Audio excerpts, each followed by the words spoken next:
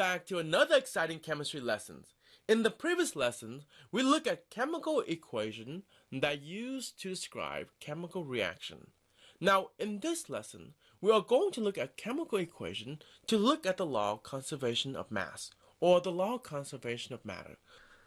Based on this law, the atoms are neither destroyed nor created during a chemical reaction.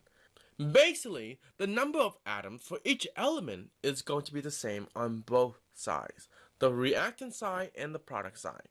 Now let's look at this example. In this case, we have this chemical equation right here. We have silver oxide produce silver and oxygen. In this case, what we have here is this arrow here divide the reactant side and the product side. So on the reactant side, okay, what do we have? Well, what's 2 times 2? This is your coefficient right here. 2 times 2 is what? 2 times 2 is 4. Do we have any more Ag on this side? We don't, so that's all we have. Well, what about the oxygen? Well, 1 times 2, that gives us 2. So on the reactant side, we only have 4 silver and 2 oxygen. Now let's go to the product side. We have Ag, and it doesn't have a coefficient, so it assumes it's going to be 1. So 1 times 1 give us what? Just 1. What about for oxygen?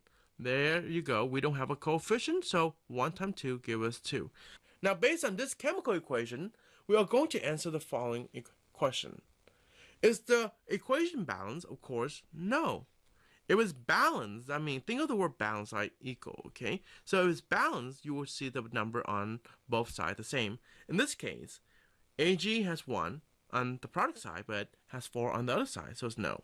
Now, if it's not the same on both sides, so therefore the mass on both sides would not be the same as well, so therefore no. Now, are the number of atoms for each element on both sides the same? Of course, is no. Does it follow the law of conservation of matter? Of course, no.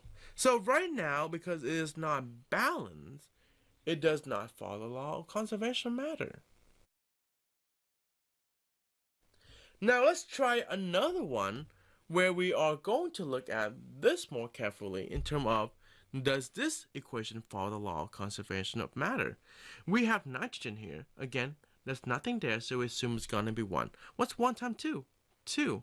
Now, we don't have any more nitrogen, right? So again, this arrow divides the reactant from the product side. So in this case, we have 3 times 2, that gives us 6. And we don't have any more hydrogen.